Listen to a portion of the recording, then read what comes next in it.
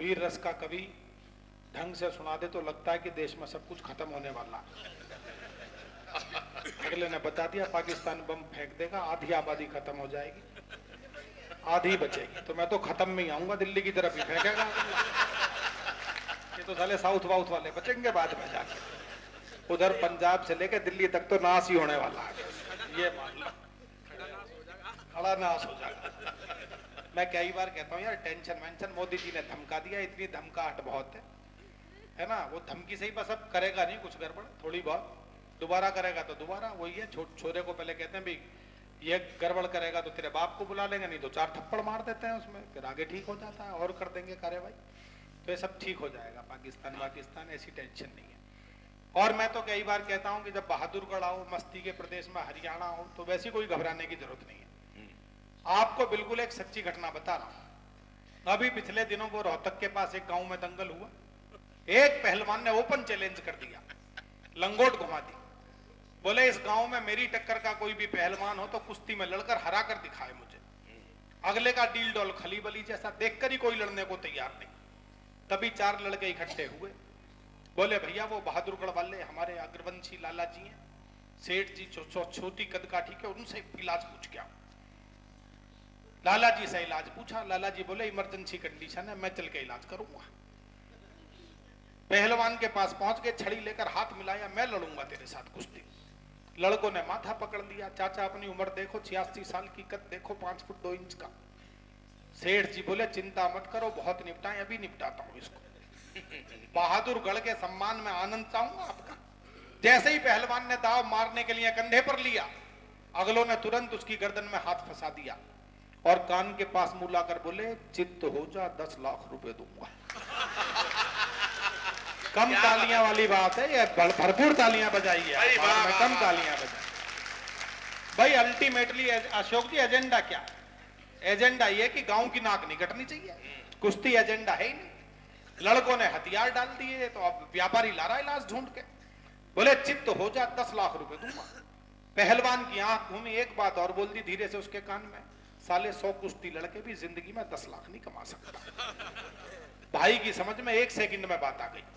सेठ जी को घेरने के चक्कर में ऐसे गिरा, खुद ही चारों खाने चित्त हो गया। अगले दिन सुबह पहुंच गया उनकी दुकान पर। बोले जी लाओ 10 लाख रुपए। लाला जी बोले किस बात के, किस बात के? बोले जी आपने कल अखाड़े में वादा करा था, बात समझ जाओ तो अंतिम श्रोता तक एक बार मुझे जोड़ना। पूरी रात बोलते बोलते थक गया हूं, एक बार एनर्जी में आपके बीच काव्य पाठ करना चाहता। बोले लाओ 10 लाख रुपए। सेठ जी बोले किस बात के? बोले जी आपने कल अखाड़े में वादा करा था। सेठ जी बोले देख वो तो अखाड़ा था, तू अपना दाव मार रहा था, मैंने अपना दाव मार दिया। तो कुल मिला के बात यह है भैया, जिसका दाव लग जाए। मैं दिल्ली से आया हूं, केजरीवाल की सरकार चल रही है। केजरीवाल नहीं है, केजरीवाल। दाव तो लग गया कौशिक जी उसका, 70 में से 67 ले आया। 3 इसलिए बच गए कि झाड़ू कितनी भी अच्छा लगा लो, थोड़ा बहुत कूड़ा कटकट रह जाता। अगले ने तो बतेरी लगाई, लेकिन फिर भी कर दिया काम उसने। मैं एक छंद सुनाता हूं, कई बार राजनीति में कैसे कैसे वायदे कर दिए जाते हैं। एक छंद से बात शुरू करता हूं। बहादुरगढ़ में बहुत मन से आप सुनते हैं, बस एक बार मेरे साथ जुड़ जाएंगे तो मैं एक बड़े कवि भाई प्रताप फौजदार की भूमिका में हूं, उस भूमिका को हम और थोड़ा अच्छा कर लेंगे। कई बार कैसे कैसे वायदे कर दिए जाते हैं और अगले का तो एक ही एजेंडा है। अभी पिछले दिनों किसी की मटिया महल में साइकिल चोरी हो गई, तो चला गया विधायक के पास कि साहब साइकिल चोरी होगी, पुलिस वाले रिपोर्ट नहीं लिख रहे। तो अगला बोला हम क्या कर सकते हैं, ये मोदी जी और गवर्नर साहब मिलकर सब लोगों की साइकिल उठवा रहे हैं। दिल्ली में किसी का एक की लुगाई भाग गई किसी के साथ, तो मेरी पत्नी भाग गई। बोले सब मोदी जी करवा रहे। मैंने कहा जिसने अपनी छोड़ रखी है वो दूसरों की कैसे भगवा सकता। तालियां बजाइए जरा एक बार इस मस्ती के ना। एक छंद सुनाता हूं, बात शुरू करता हूं। नेताजी ने वोटरों से कहा यदि चाहोगे तो, कि नेताजी ने वोटरों से कहा यदि चाहोगे तो वाईफाई सभी को फ्री में दिलाऊंगा। आ गई ना समझ? क्या बात। सबसे ज्यादा युवाओं ने वोट दिए थे केजरीवाल साहब को, इसलिए क्योंकि उन्होंने कहा कि वाईफाई वाईफाई दिल्ली यूनिवर्सिटी के लड़के सोचे नुकरा 15 दिन में वाइफ आ जाएगी घर में, तो जो भी इंतजाम करेगा कहीं से करवाएगा। वो वाईफाई को समझ गए वाइफ आई। इस चक्कर में बोले इससे बढ़िया नेता कोई नहीं आया। लोगों ने कहा कि नौकरी दिलवाऊंगा, ये साला लुगाई दिलवा रहा हर आदमी को 15 दिन का। एक बार ताली बजा दीजिए। देखिए क्या बात है, बहुत देर से आप सुन रहे हैं, थक गए होंगे, लेकिन मुझे लगना चाहिए मैं तरोताजा लोगों में सुना रहा हूं। मस्ती से जुड़ जाइए मेरे साथ कि नेताजी ने वोटरों से कहा यदि चाहोगे तो वाईफाई सभी को फ्री में दिलवाऊंगा, सातों सागरों का जल बाल्टी में भर लूंगा, सूरज को उत्तर दिशा में छिपवाऊंगा। सूरज को देखिए, जब तक सारे ताली नहीं बजाओगे सूरज छिपेगा नहीं। तो एक बार जरा बहादुरगढ़ वाले लोग हाथ खोलकर चेतना से मेरे साथ आए। सूरज को उत्तर दिशा में छिपवाऊंगा। रिद्म में एक बार लगना चाहिए। ये हरियाणा का उत्सव है, हरियाणा दिवस का। पूरा सदन एक बार मेरे साथ आए। सूरज को उत्तर दिशा में छिपवाऊंगा, सूरज को उत्तर दिशा में छिपवाऊंगा, सूरज को उत्तर दिशा में छिपवाऊंगा। जहां भी कहोगे वहां बाढ़ को मैं भेज दूंगा, कि जहां भी कहोगे वहां बाढ़ को मैं भेज दूंगा, जहां भी कहोगे वहां सूखा पड़वाऊंगा। अगली पंक्ति शुद्ध आनंद की पंक्ति है। मैं समर्पित नहीं कर रहा अशोक जी को, आप समर्पित कर देना जहां आपका मन करे। कि जहां भी कहोगे वहां बाढ़ को मैं भेज दूंगा, जहां भी कहोगे वहां सूखा पड़वाऊंगा। एक बार बस जरा जीत मुझे दिलवा दो, गंजों के सिरों पे भी मैं बाल उगवाऊंगा, गंजों के सिरों पे भी मैं बाल उगवाऊंगा। हाथ उठाकर जरा एक बार आ जाओ मस्ती में। गंजों के सिरों पे भी मैं बाल उगवाऊंगा, गंजों के सिरों पे भी मैं बाल उगवाऊंगा, गंजों के सिरों। एक छंद विशेष सुनाता हूं। मैंने अभी 4 दिन पहले लिखा, विनीत भाई ने केवल सुना है, मंच के मेरे किसी भी मित्र ने नहीं सुना। सर्जिकल स्ट्राइक का जिक्र विनीत जी ने किया अभी अपनी कविता में। और ये सच है दोस्तों, जहां पूरे देश ने गर्व के साथ अपने अपने मस्तक को उठा हुआ महसूस किया, वहीं हमारे दिल्ली के मुख्यमंत्री जी ने कहा कि सर्जिकल स्ट्राइक के सबूत दिखाए सरकार, सबूत पेश किए जाएं। 2 दिन तक चैनल पर खबर चलती रही, मीडिया में खबर आती रही। मैंने उस समय पर एक छंद लिखा है, तमाम मेरे मौजूद दोस्तों को मैं समर्पित करता हूं। और अभी भी मैं देख रहा हूं कुछ लोग थोड़े से मेरे साथ नहीं आए हैं। दोस्तों, मैं आपके दिल पर अपने हस्ताक्षर करके बैठूंगा। एक बार बस मुझे उस ऊर्जा में ले आइएगा। आप जानते हैं कि हर कभी 20 मिनट 25 मिनट पढ़कर बैठ जाता है। संचालक को 3 घंटे तक 4 घंटे तक बोलना। और बहुत अरसे बाद ये ऐसा कवि सम्मेलन बहादुरगढ़ में है कि हम 3 बजे की सुई के आसपास हैं, लेकिन आपकी सुई तक से मस नहीं हुई है। क्या बात है भाई, वाह वाह वाह, की संख्या बनी हुई है। बहुत बढ़िया। ये मेरे लिए गर्व की बात है, समिति के लिए गर्व की बात है। मैं निवेदन करता हूं एक छंद, जब सर्जिकल स्ट्राइक पे ऐसा कहा गया तो प्रताप भाई आप भी पहली बार सुने। हाँ जी, निवेदित करता हूं। गिरगिट की तरह से रंग जो बदल रहे, गिरगिट की तरह से रंग जो थोड़ी सी आवाज बढ़ा देना इसकी, बहुत बढ़िया साउंड सिस्टम है। मैं पीछे से हटकर बोलूं तो साउंड लेवल यही रहे। गिरगिट थोड़ा सा और बढ़ाइए। गिरगिट की तरह से रंग जो बदल रहे, उसके सबूत के निशान भेज दीजिए। पंक्ति को सुनना समझना तब समर्थन करना। गिरगिट की तरह से रंग जो बदल रहे, उसके सबूत के निशान भेज दीजिए। सीमाओं पे यदि जरूरत पड़े लड़ने की, इनका वहां पे खानदान भेज दीजिए। इनका वहां पे एक बार अभी बहादुरगढ़ वाला आनंद नहीं आया है। जब पिताजी जाएंगे तो सबूत वही बता देंगे, बेटे ऐसा हुआ वहां, दूसरे से मांगने की जरूरत नहीं है। इनका वहां पे। और एक क्लू बता दूं, जब मैं किसी पंक्ति को 3, 4, 5 बार पढ़ूं तो इसका मतलब यह है जब तक आप सब तालियां नहीं बजाएंगे अगली पंक्ति शुरू नहीं होगी। बस ये ध्यान रखिए। इनका वहां पे खानदान भेज दीजिए। इनका, कुर्सी वाले लोग भी आशीर्वाद दें। इनका वहां पे खानदान भेज दीजिए। इनका वहां पे खानदान भेज दीजिए। भेज दिए जब वहां इतने ईमान वाले, कि भेज दिए जब वहां इतने ईमान वाले, हो सके तो कुछ बेईमान भेज दीजिए। क्या बात है, वाह वाह वाह। और आपको लगे कि हास्य रस के कवि ने अपने ढंग से अगली पंक्ति में बात कहने की कोशिश की है, ये कहना चाहिए ऐसी स्थिति में।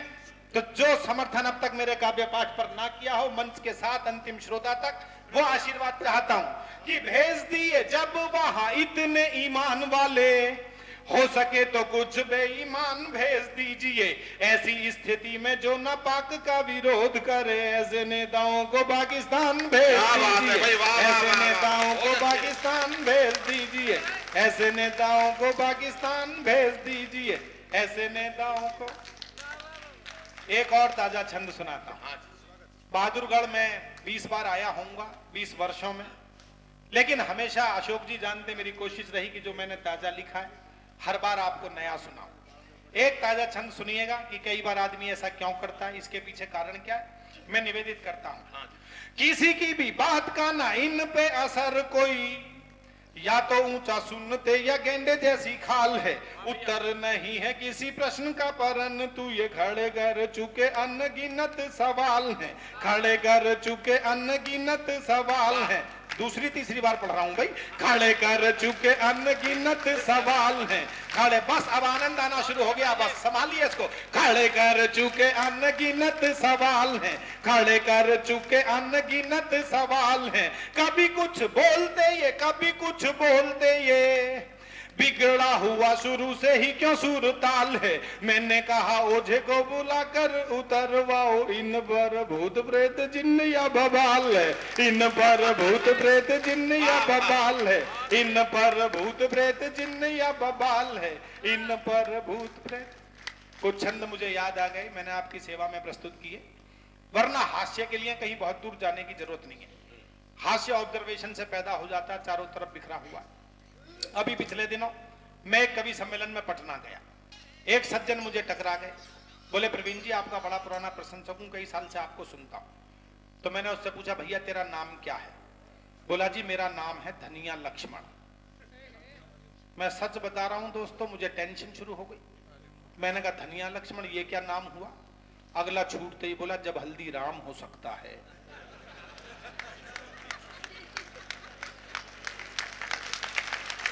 क्यों भाई, हल्दीराम हो सकता तो धनिया लक्ष्मण क्यों नहीं हो सकता? बड़ी आनंद की स्थितियां। मैं तो जहां दिल्ली में रहता हूं, मेरे पड़ोस में एक सज्जन, उनके घर में 10 बच्चे, अगलों ने ऐसे नाम रख रखे हैं, रहीमुल्लाह, करीमुल्लाह, वसीउल्लाह, हाफिजुल्लाह, हंसकर अल्लाह, लश्कर अल्लाह। 11वां पैदा हुआ, बोले शुक्ल जी क्या नाम रखूं? मैंने कहा रख दे पसकर अल्लाह। मैंने कहा अब तो जो करना अल्लाह ही करेगा, जो तुझे करनी थी तू तो कर ही रहा है। ये विनीत भाई बैठे हैं, मेरे बड़े प्यारे दोस्त हैं, मुझे बता रहे थे प्रवीण हमारे राजस्थान में इससे भी बड़ी घटना हुई। एक अप्रवासी भारतीय था, रहता था लंदन में, शादी हो गई जयपुर में, हिंदी नहीं आती थी। विनीत चौहान जी से संपर्क किया, हिंदी सिखा दो। ये हिंदी के बड़े कवि, बोले हिंदी संसार की सबसे वैज्ञानिक भाषा है, एक एक शब्द बोलता है, जिस शब्द के आगे सू लगा हो इसका मतलब अच्छा, जैसे सुमन सुगंध, जिसके आगे कू लगा हो इसका मतलब बुरा, जैसे कुसंगति कुसंस्कार। बोले जी मैं समझ गया। अगले हफ्ते ससुराल पहुंचा, उसे देखते ही सासू ने कहा कुंवर साहब बैठिए। बहुत अच्छे। आप जानते हैं राजस्थान में दामाद को कुंवर साहब बोलते हैं, इतना सुनते ही बिगड़ गया, बोले कुंवर साहब नहीं सुअर साहब कहिएगा। तालियां जरा मिलकर बजा दीजिए एक बार मस्ती वाली, क्योंकि स्थितियां हैं साहब। ये छोटे बच्चे बैठे हैं, मैं इन बच्चों को प्रणाम करता हूं। और अशोक जी आपको बधाई इसलिए देता हूं कि महिलाएं इतने मन से सुन रही और भारी संख्या में। इस बिटिया ने तो इतने मन से सुना है, हमारी प्यारी बिटिया ने। परिवार के साथ आइए। और बच्चे जब कवि सम्मेलन में आते हैं तो लगता है कि एक परंपरा आगे बढ़ रही है, लेकिन बच्चे आजकल के साथ बड़े उस्ताद ऐसे जवाब देते हैं आप सोच भी नहीं सकते, कल्पना भी नहीं कर सकते। देवगौड़ा जी प्रधानमंत्री थे, उनका नाम था हरदन हल्ली डोडेगौड़ा देवगौड़ा। मैंने एक बच्चे से पूछा बेटे प्राइम मिनिस्टर का नाम बताओ, बोला हरदम हल्ले दही पकौड़ा देवगौड़ा। मैं कि बेटा ये क्या नाम हुआ? बोले सर 3 दिन से याद कर रहा हूं, जितना परसेंट याद हुआ उतना परसेंट सुना दिया मैंने। ये प्रताप भाई सच्ची घटना, वो मेरा बेटा है वत्सल, प्रताप भाई का बड़ा प्रिय है। 4 साल का था, मैं उसे लेकर गया, वो पैसिफिक मॉल हमारे यहाँ दिल्ली में उधर आनंद विहार के पास है। तो मॉल के बाहर वो 3-4 लोग अलग अलग सामान बेच रहे, कोई गुब्बारे कोई खिलौना। एक भुट्टा बेच रहा था, भुट्टा समझते हैं ना। लड़के ने भुट्टे वाले की तरफ इशारा किया, डैडी ये दिलवा दो। मेरी समझ में नहीं आया इशारा किसकी तरफ कर रहा। मैं गुब्बारा, बोले नहीं ये। अरे मैंने कि ये खिलौना, डैडी ये। अबे ये क्या? बोले हैंडल वाला पॉपकॉर्न। तो मेरी समझ में जिंदगी में पहली बार आया कि भुट्टा भी हैंडल वाला पॉपकॉर्न हो गया। बच्चों को पॉपकॉर्न पता, भुट्टा नहीं पता। ऐसे ऐसे जवाब देते हैं और सीधा जवाब तो देंगे ही नहीं। अभी पिछले दिनों क्लास में मैडम ने एक बच्चे से पूछा कि बेटा ये बताओ तुमने होमवर्क क्यों नहीं किया। आनंद लेना बात का, बच्चे को सीधा जवाब नहीं देना। उसने बाईपास रास्ता बताया। मैडम इसलिए नहीं किया क्योंकि ना कल घर में लाइट नहीं थी। मैडम ने अगला प्रश्न किया, लाइट नहीं थी तो मोमबत्ती जला के कर लेता। वो मैडम मोमबत्ती जलाने को ना माचिस नहीं थी। माचिस नहीं होती तुम्हारे घर में? मम्मी माचिस नहीं रखती किचन में? नहीं, मम्मी माचिस तो रखती है, पर मम्मी ने किचन से उठाकर माचिस पूजा घर में रखती थी, तो पूजा घर से ले लेता। मैडम नहाया हुआ नहीं था। सीधा जवाब नहीं देता। नहाया हुआ क्यों नहीं था? वो ना मैडम कल घर में पानी नहीं था। पानी क्यों नहीं था? मोटर नहीं चली मैडम। मोटर क्यों नहीं चली? मैंने शुरू में ही बता दिया, कल घर में बिजली नहीं। तालियां जोरदार वाली बजाइएगा, कम वाली ताली से काम। बच्चे अद्भुत सा ये ऐसे ऐसे जवाब देते हैं सर कि हम सोच भी नहीं सकते। मेरे एक दोस्त पुलिस में बड़े अधिकारी हैं फरीदाबाद में, उनके लड़के का रिजल्ट आने वाला था। तो उन्होंने लड़के से कहा कि देख तू पास होगा इसका मुझे विश्वास नहीं है, इसलिए रिजल्ट इशारे में बताना। मैं हमेशा वीआईपी लोगों में घिरा रहता हूं, सबके सामने मेरी नाक मत कटवाना। तो लड़के ने पूछा डैडी कैसा इशारा? बोले देख यदि एक विषय में फेल हो जाए तो कहना डैडी जय श्री राम, 2 में फेल हो जाए तो कहना डैडी राधा कृष्ण, 3 में फेल हो जाए तो कहना डैडी ब्रह्मा विष्णु महेश। समझ गया? हाँ डैडी समझ गया। लड़का रिजल्ट लेकर आया, पिताजी ने पूछा बेटे क्या रहा तेरे रिजल्ट का? बोला डैडी सांचे दरबार।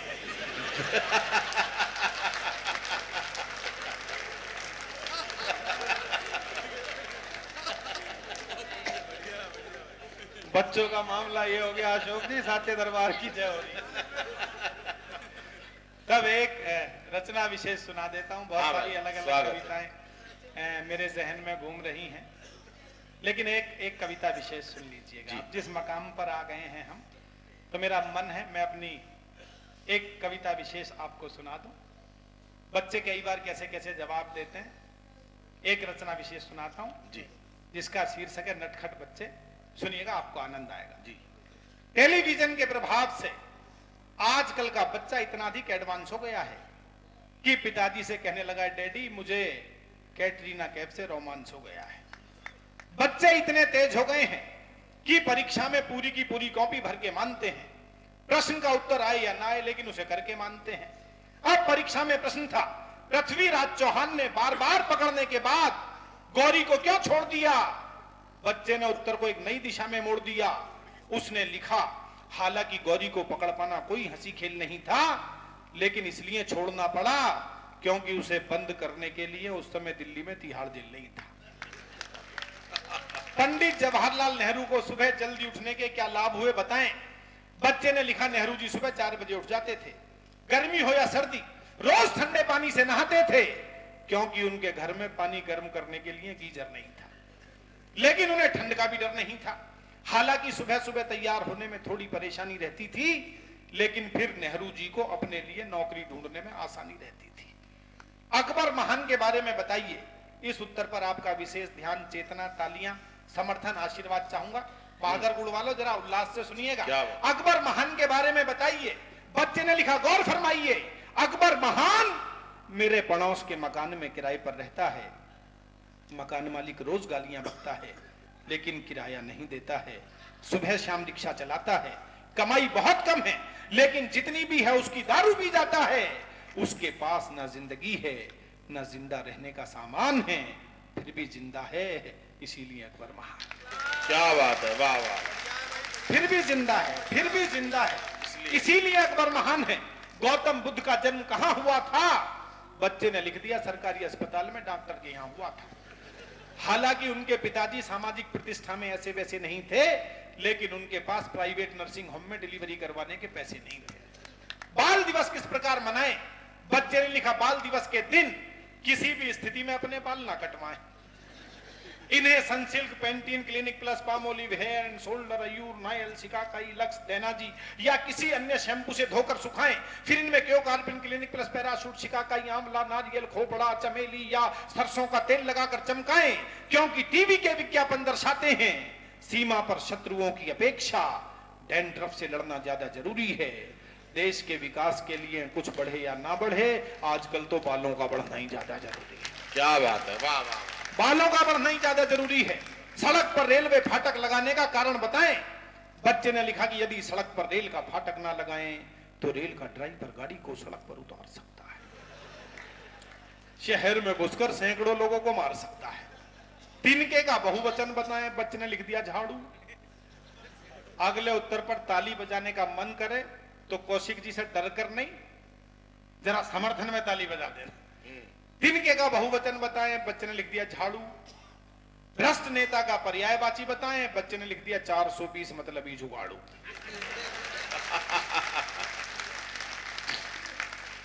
मुसीबत आना मुहावरे का वाक्य में प्रयोग कीजिए। बच्चे ने लिखा लीजिए, शादी के बाद मेरे पड़ोसी अनिल अग्रवंशी के घर पहले बीबी आई, फिर सास, फिर 4 साली और अब 8 साले भी उनके साथ रहते हैं। इसे आदमी पर शादी के बाद मुसीबत आना कहते हैं। इसे आदमी पर शादी के बाद मुसीबत आना कहते हैं। उत्तर पढ़कर मुझे लगा बच्चा पढ़ने में डल नहीं है। दोस्तों, कविता यहां से शुरू होती है। मैं प्रताप भाई को समर्पित करता हूं, पूरे मंच को, बहादुरगढ़ की उस जनता को जिसने कविता को प्रेम दिया है। एक एक शब्द पर अशोक जी, पूरे सदन की चेतना चाहूंगा, कवि क्या कहना चाहता है, एक एक शब्द पर जुड़िएगा। हमारे एसपी साहब को मैं बहुत प्रणाम करता हूं। और दोस्तों, ये पहला इस तरह का समारोह है। डीआईजी साहब बैठे हैं, मुख्य अतिथि बैठे हैं, वरना महत्वपूर्ण लोग आते हैं और समारोह के बाद उसे शुरू करके चले जाते हैं, क्योंकि उनके भीतर कहीं कविता की प्यास है। उस प्यास को आप सबके नाम करना चाहता हूं। उत्तर पढ़कर मुझे लगा बच्चा पढ़ने में बहुत अधिक डल नहीं है, लेकिन कुछ ऐसा चल रहा है नॉर्मल नहीं है। कक्षा में मुझे देखकर पीछे की ओर दुबकने लगा।